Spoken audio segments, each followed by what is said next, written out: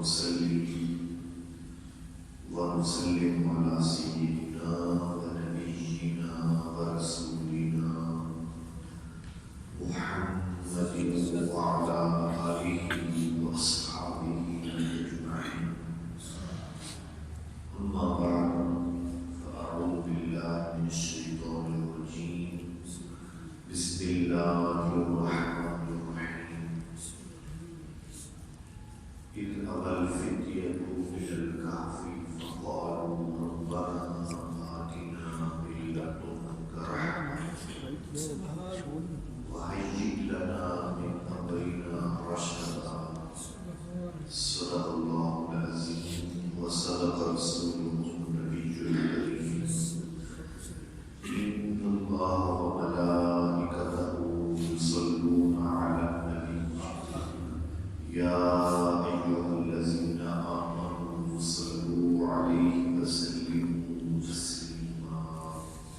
الصلاة والسلام عليك يا سيدي يا رسول الله وعلى آلك وأصحابك يا حبيب الله. مولاي صل وسلم دائما أبدا على حبيبك خير الخلق كلهم. هو الحبيب الذي يرجع شفاعته لكل حول من الأهوال مقتحم. مولاي صل وسلم دائما أبدا على حبيبك خير الخلق كلهم. وكلهم لرسول الله ملتمس غرفا من البحر أو رشفا من الديان. مولاي صل وسلم دائما أبدا على حبيبك خير الخلق كلهم. يا رب بالمصطفى بلغ مقاصدنا واغفر لنا ما مضى يا واسع الكرم. مولاي صل وسلم دائما أبدا على حبيبك خير الخلق كلهم. بلغ العلا بكماله كشف الدجى بجماله حسنت جميع خصاله. صلوا عليه وآله وسلموا تسليما كثيرا كثيرا. صلى الله تعالى على حبيبه سيدنا ومولانا محمد صلى الله تعالى عليه وسلم.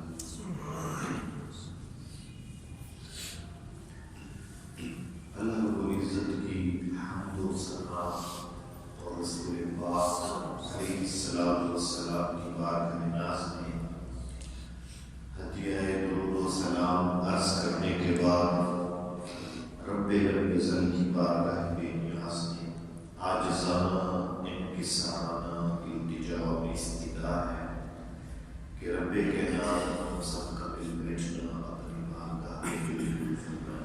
آمین.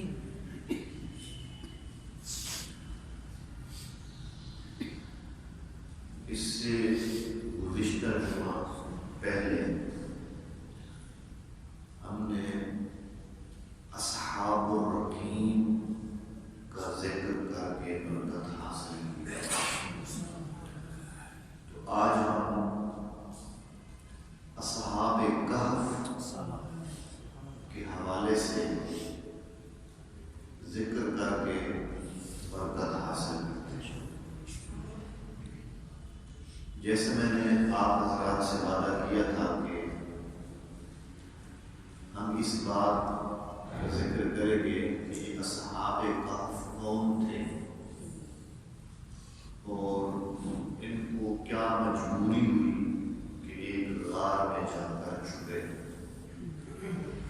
جن کی شان میں اللہ رب العزت نے قرآن مجید کی ایک پوری سورت سورہ الکہف نازل فرمائی اور ان اللہ والوں کی شان کو اجاگر فرمایا. قرآن مجید میں اللہ رب العزت نے اصحاب کہف کا کہف کہتے ہیں غار والوں کا شروع فرمایا اذ اول فتیہ الی الکہف،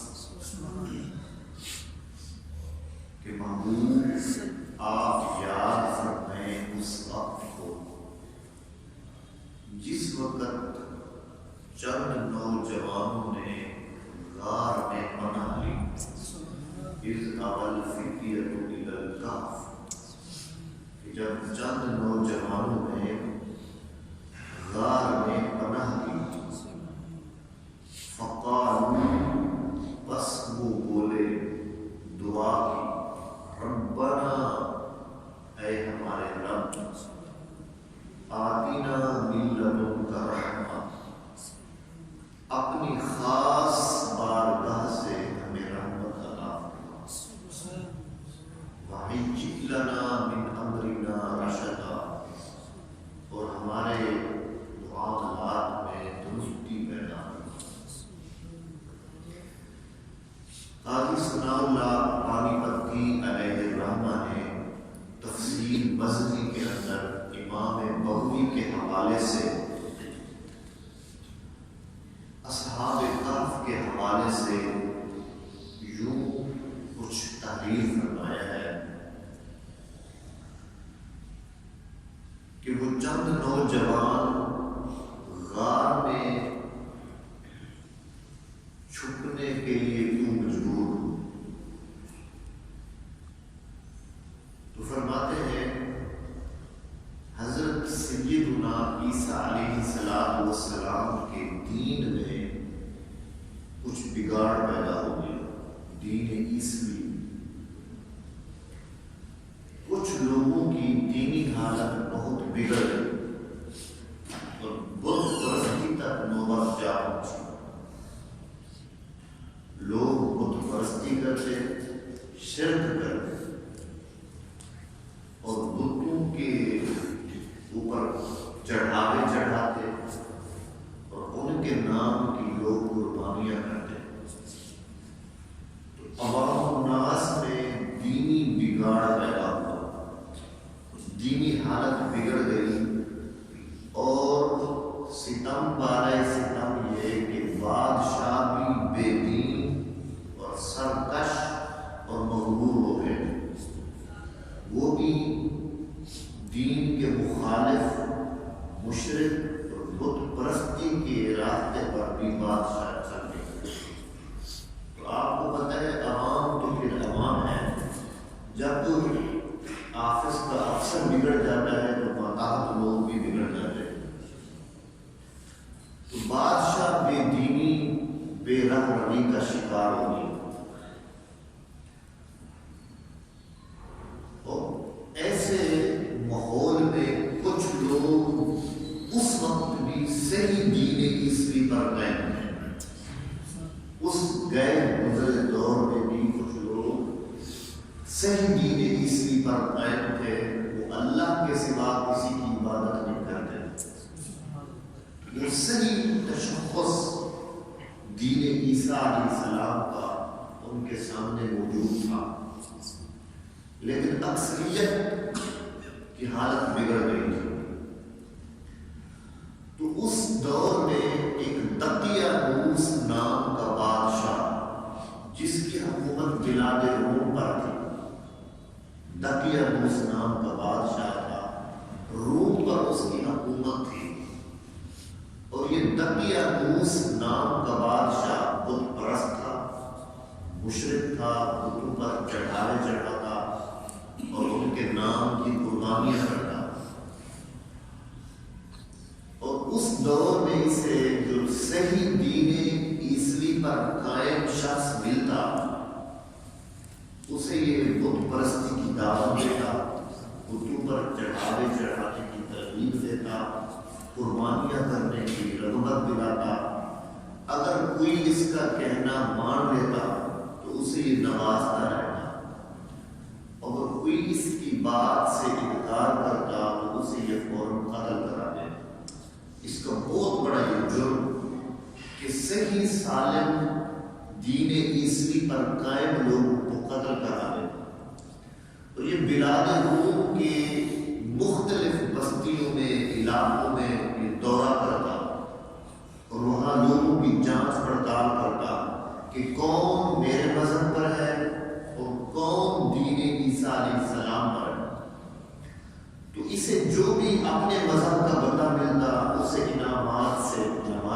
عزت سے نوازا.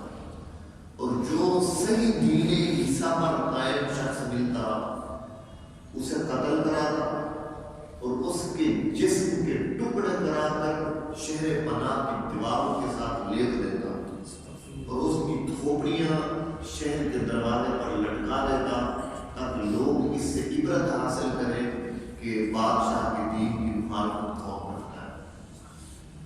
تو اتنا بڑا ظالم جابر بادشاہ کہ لوگوں کے جسم صحیح توحید پرست لوگوں پر یہ ظلم کے آرے چلا رہا تھا.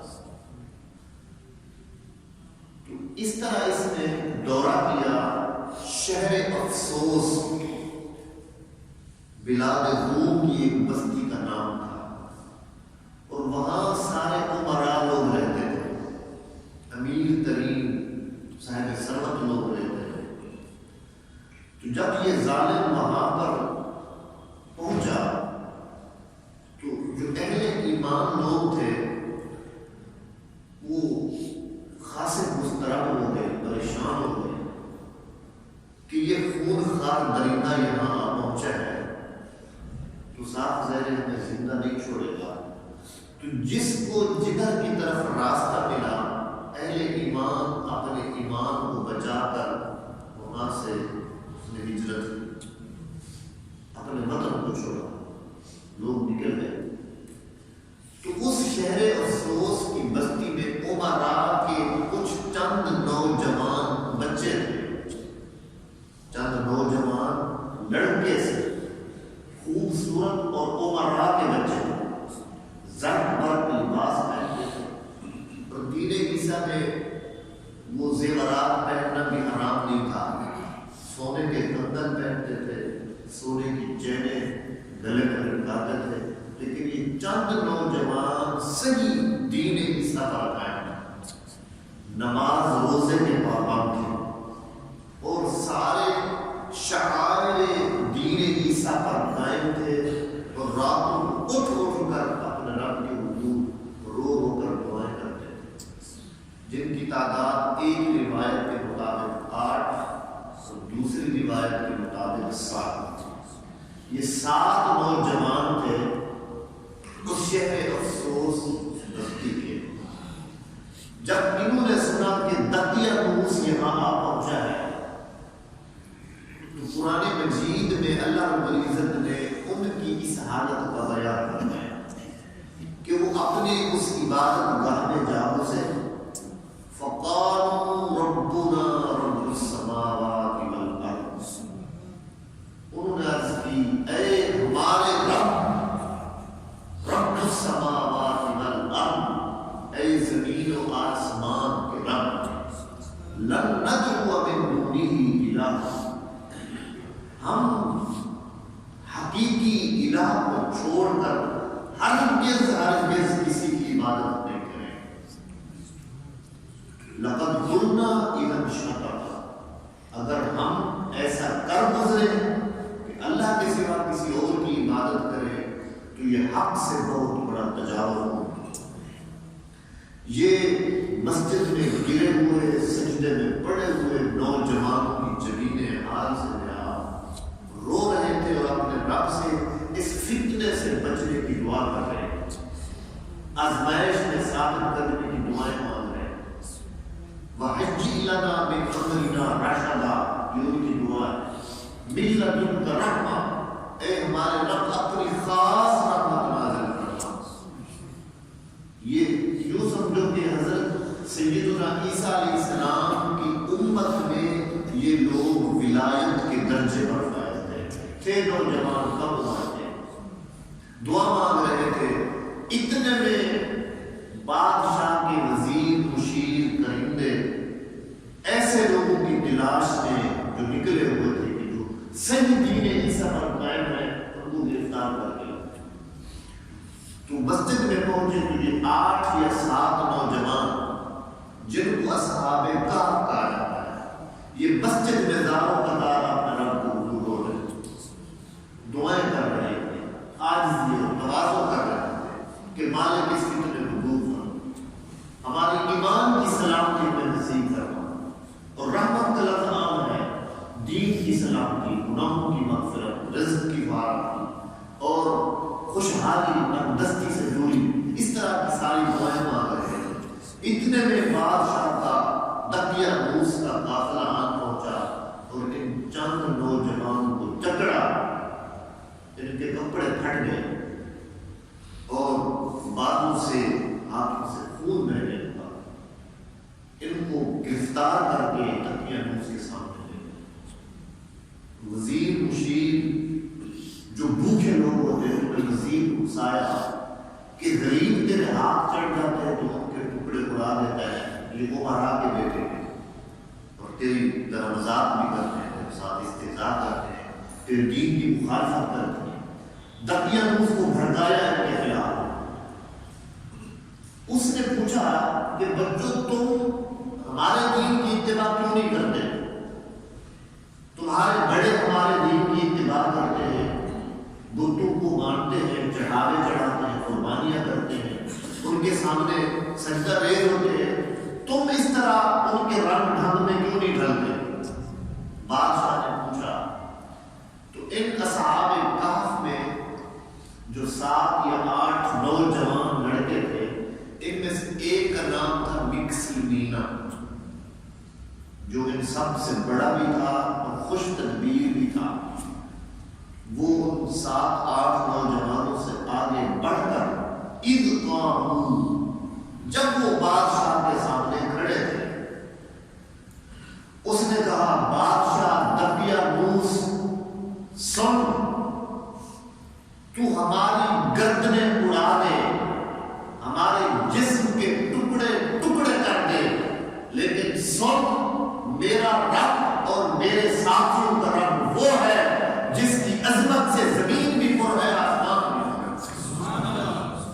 ہمارے رب کی عظمت سے آسمان بھی بھرے ہوئے ہیں، زمین بھی بھری ہوئی ہے، اور ہر بزرگی اسی کے لیے، ہر حمد اسی کے لیے، ہر تسبیح اسی کے لیے، ہر تمجید اسی کے لیے، ہر تسبیح اسی کے لیے۔ ہم اسی سے خیر کے طالب ہیں، جو کچھ پہنچے گا ہمیں اسی کی طرف سے پہنچے گا۔ ہمارا سب کا اعلان کھلا باب طور تیرے سامنے، تیرے معبودوں کا انکار ہے تو ہماری گردنیں اڑا دے۔ یہ زمین خالق حقیقی کے سامنے تو جھک سکتی ہے، کسی اور کے سامنے نہیں۔ جرم ہوتا ہے بیان دیا، اور یہ جہاد اکبر ہے، یہ جہاد اکبر ہے کہ کسی ظالم جابر کے سامنے کھڑے ہو کر دنیا کے سارے خطرات کو پس پشت ڈال کر کسی کے سامنے حق کلمہ کہہ دے۔ سبحان اللہ، نعرہ تکبیر، اللہ اکبر، نعرہ رسالت، یا رسول اللہ، نعرہ حیدری، حق کلمہ کہا۔ جب اس نے اپنا ہاتھ بلند کیا، اس کے ساتھیوں نے بھی ساتھ بلند کیا۔ ان کا جو ہمارے اس ساتھی کا عقیدہ ہے، ہم سب کا وہی عقیدہ ہے۔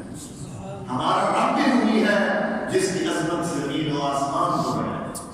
ہمیں خیر بھی اسی کی طرف سے پہنچتی ہے، تکلیف بھی اسی کی طرف سے۔ اس جہان کا کوئی مالک نہیں ہے، ہمارا رب ہے۔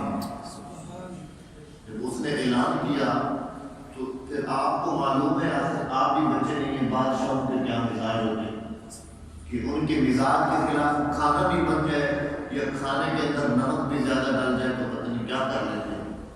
تو یہ تو مذہب اور عقیدے کی بات تھی۔ اس نے پھر بادشاہ نے کہا بچوں تم نہ سمجھو، تمہیں پتہ نہیں ہے حق کیا اور باطل کیا ہے، میں تمہیں مہلت دیتا ہوں، تم اپنے معاملے پر غور کرو، تم سوچ لو۔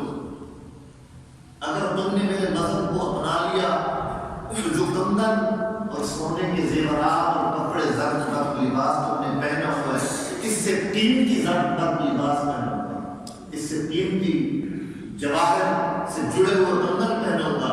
اگر تم نے میری مخالفت کی تو پھر تمہارے جسم کے ٹکڑوں سے لوگوں کے منہ کھیلا کرے گا، تمہاری کھوپڑیاں لٹکا ہوگا اور تمہیں مہلت دے کے جا رہا ہے۔ تو اس نے کہا کہ ان کی نگرانی کی جائے اور میری واپسی دوسرے دورے تک ان کو مہلت دی جائے تاکہ یہ اپنا فیصلہ کر لیں۔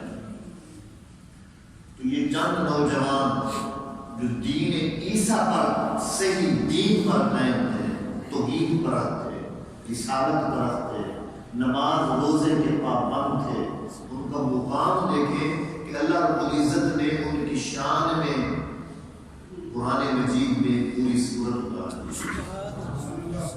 یہ اصحاب کہف تھے، بادشاہ کے چلے جانے کے بعد دین کے کچے نہیں تھے، دنیا کے لالچی نہیں تھے، اور جان کے وہ بھی لالچی نہیں تھے کہ جان بچ جائے۔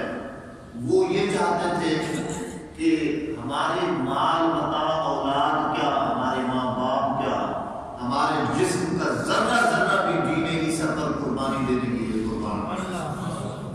یار اگر دین عیسیٰ پر ثابت قدمی اختیار کرنے والے لوگ دین عیسیٰ پر اپنی جان کی پرواہ نہ کریں، ان کی شان تو اتنا بلند ہو کہ قرآن کی پوری صورت اتر ہے، اگر دین محمد کے لوگ حفاظت کریں تو پھر ان کا کیا مقام ہوگا کہ کتنے فرشتے ان کے گل گاتے ہیں، عرش پر ان کے نام پہ ڈنکے بجتے ہیں۔ انہوں نے میٹنگ کیا، بس انہوں نے کہا کہ بادشاہ کی واپسی تک ہمیں فیصلہ کل امر میں اتفاق کرنا چاہیے کہ ہمیں کیا کرنا چاہیے۔ انہوں نے کہا کہ اپنے حق دین کو تو کسی صورت میں چھوڑ ہی نہیں سکتے، یہ تو پہلا فیصلہ ہے۔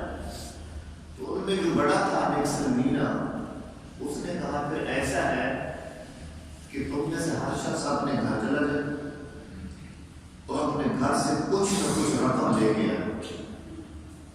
سنا ہے پیغمبروں کی عادت ہے، اللہ کا فرمان ہے کہ مصیبت کے وقت اگر صدقہ خیرات کیا جائے تو مصیبت ٹل جاتی ہے۔ مشورہ دیا اس نے کہ مصیبت کے وقت صدقہ خیرات کیا جائے تو مصیبت ٹل جاتی ہے، تو کچھ پیسے لے کے آؤ اور اس شہر کے اور بستی کے غریب لوگوں کو اکٹھا کرو اور ان کی خدمت کرو، صدقہ خیرات کرو، اور کچھ پیسہ بچا لو، اگلا جو ہمارا لاہی عمل ہے اس پر ہم اس پیسے کو خرچ کریں۔ تو جناب سب لوگ اپنے گھروں میں چلے گئے، 8 یا 7 بجے تھے، اپنے گھروں سے پیسے سکے اور غریب لوگوں میں ان کو تقسیم کیا اور کچھ بچا لیا۔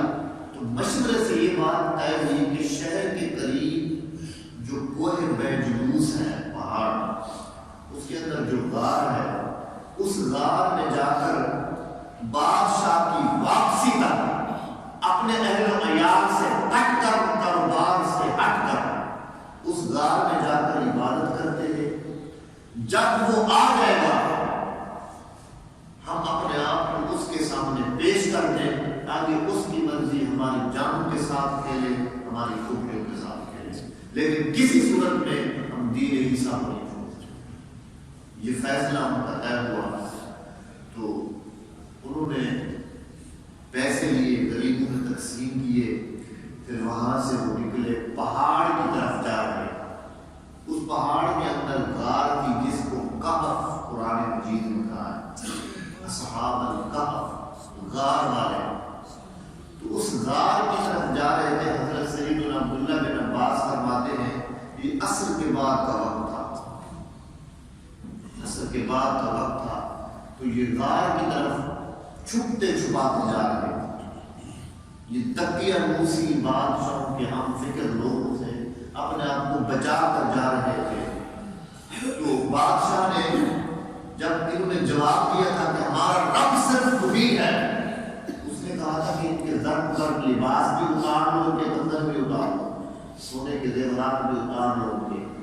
تو یہ فقیرانہ لباس پہن کر ایک چرواہے کے پاس سے گزرے۔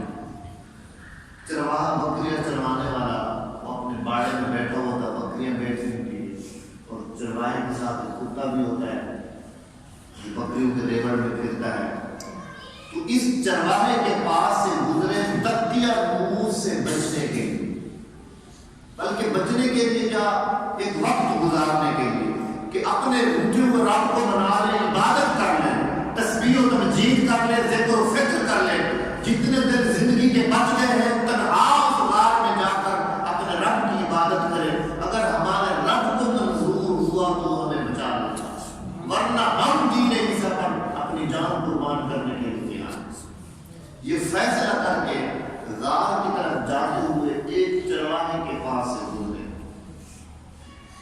چرواہے کے پاس سے گزرے تو چرواہے نے پوچھا بچوں کہاں جا رہے ہو؟ انہوں نے کہا خاموش رہے، ہم اپنا دین بچانے جا رہے ہیں، ہم اپنا دین بچانے جا رہے ہیں، ہم اپنے ایمان کی حفاظت کے لیے جا رہے ہیں۔ تھوڑی ہوتی اس کو سمجھ بوجھ دلا دی کہ ایسے حالات ہیں، تو وہ چرواہا بھی تھا تو بکریوں کا چرواہا، لیکن ایمان میں وہ بھی کم نہیں تھا، وہ بھی اصحاب کہف کے برابر کا نہیں تھا ایمان میں۔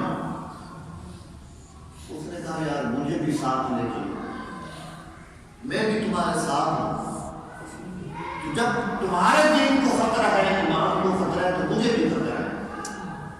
تو اس نے اپنے بکریوں کے ریوڑ کو چھوڑا، باڑے کو چھوڑا، جو جتنا مال بتا تھا اس نے کہا میں اس سب کو لاز مارتا ہوں اور میں بھی اپنے ایمان کی بات کرتا ہوں۔ تو اس بکریوں کے ریوڑ میں کتا سویا ہوا تھا، جب وہ ریوڑ والا جانے لگا تو کتے نے بھی ریوڑ کو چھوڑ دیا، وہ بھی اپنے مالک کے پیچھے چل پڑا۔ تو ان نوجوانوں نے کہا یار یہ کتا ہے، اس کی ایک بڑی بھیڑی عادت ہے کہ یہ بھونکتا ہے، یہ بھونکے گا، ہمارے مخالفین کو پتہ چل جائے گا، ہمارے راستے کی ان کو تلاش اور فراغ مل جائے گا، اس کتے کو بھگاؤ پیچھے۔ تو مالک نے اور ان 6-7 نوجوانوں نے کئی بار کوشش کی کتے کو بھگانے کی، کتا بھاگتا پھر پیچھے مڑ آتا، پھر پیچھے جاتا، پھر ان کے پیچھے لگ جاتا، اور کتے کی عقیدت ان کے ساتھ کم درجے کی نہیں تھی۔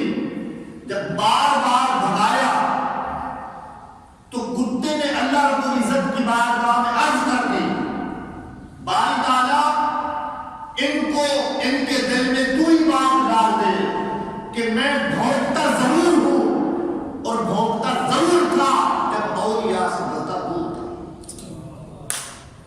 میں ضرور بھونکتا تھا لیکن اب نہیں بھونکوں گا، اب نہیں بھونکوں گا، مجھے ساتھ رکھ۔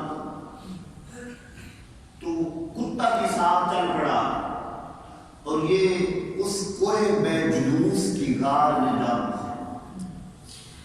اور ان 7 نوجوانوں میں 8 نوجوانوں میں ایک شخص کا تملیخہ، ان کے آپ نام پڑھیں، مفتی احمد یار خان نیمی رحمۃ اللہ علیہ نے جال حق میں کے نام لکھے، اور ان کی خصوصیت ہے کہ آپ اصحاب کہف کے نام ایک کاغذ کے اوپر لکھ کے اس گھر کی دیوار پر چمٹا دیں، لیپ کر کے لگا دیں جس گھر میں جنوں کا ڈیرا، بھوتوں کا ڈیرا، بیماری کا ڈیرا، تکلیف اور دکھ کا ڈیرا۔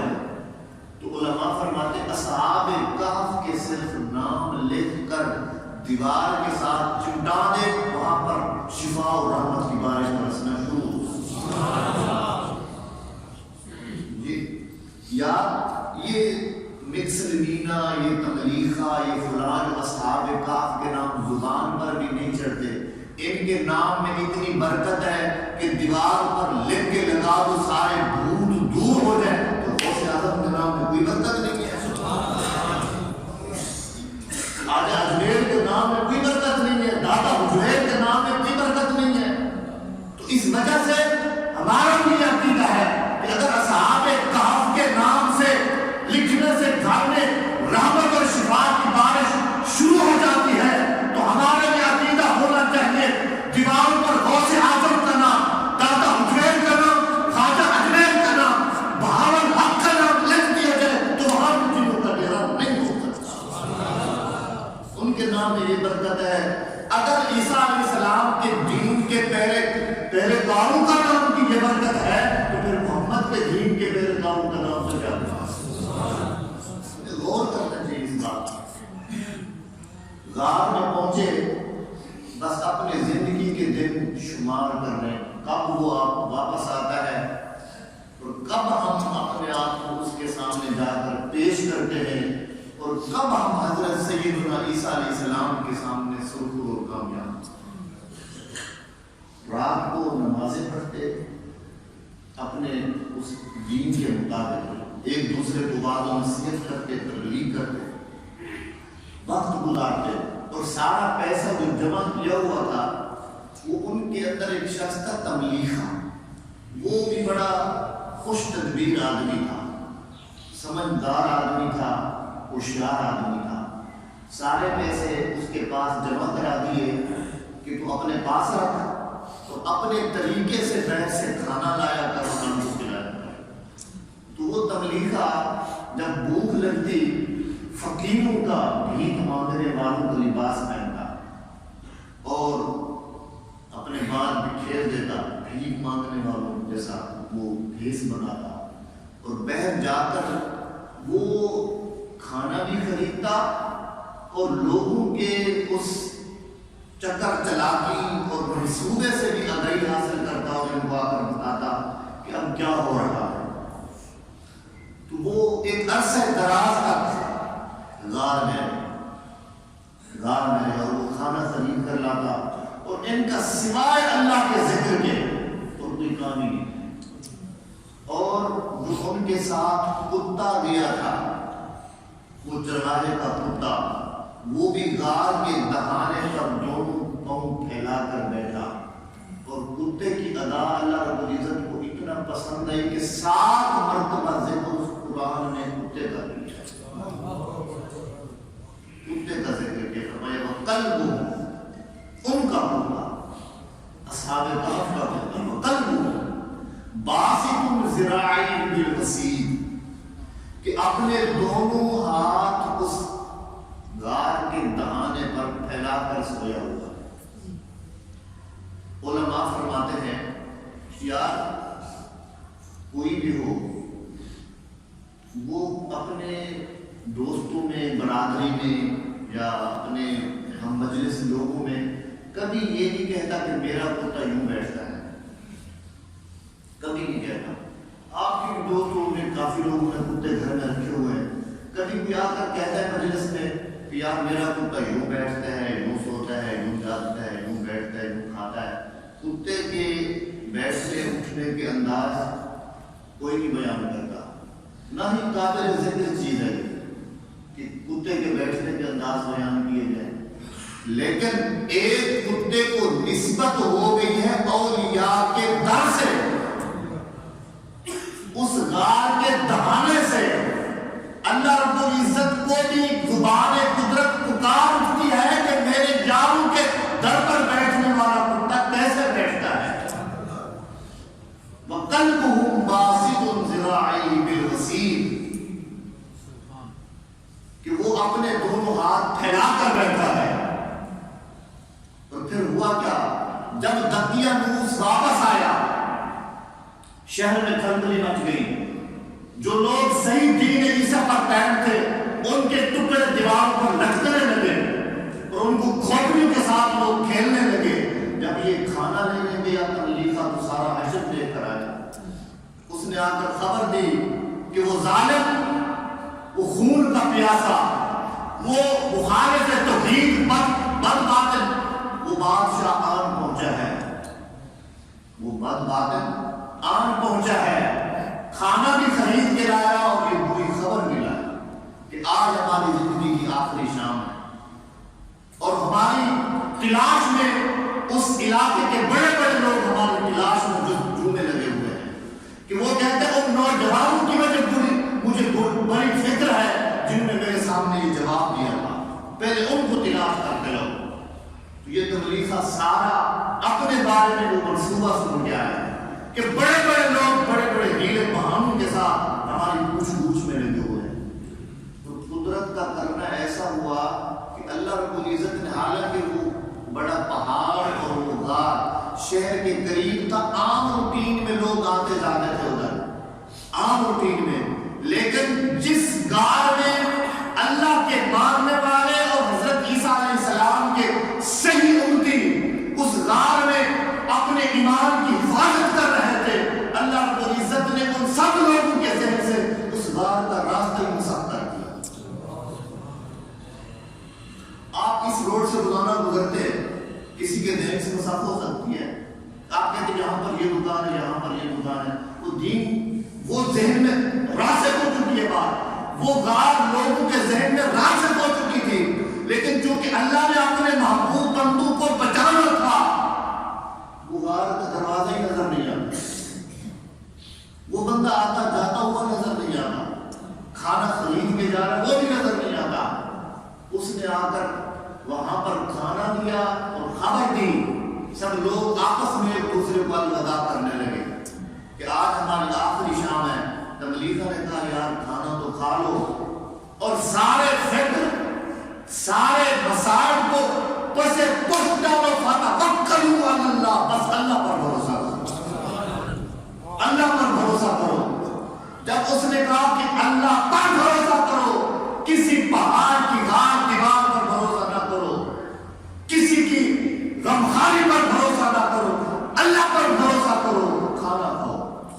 کھانا کھا رہے تھے، ابھی لقمے چبا رہے تھے، اللہ نے اچانک ان پر بھی کتے پر بھی 309 سال تک نیند مسلط کر دی، 309 سال تک نیند آ گئی اور وہ سو گئے۔ ابھی وقت ختم ہو چکا ہے، انشاءاللہ اس بات پر چلیں گے، نماز نہیں جا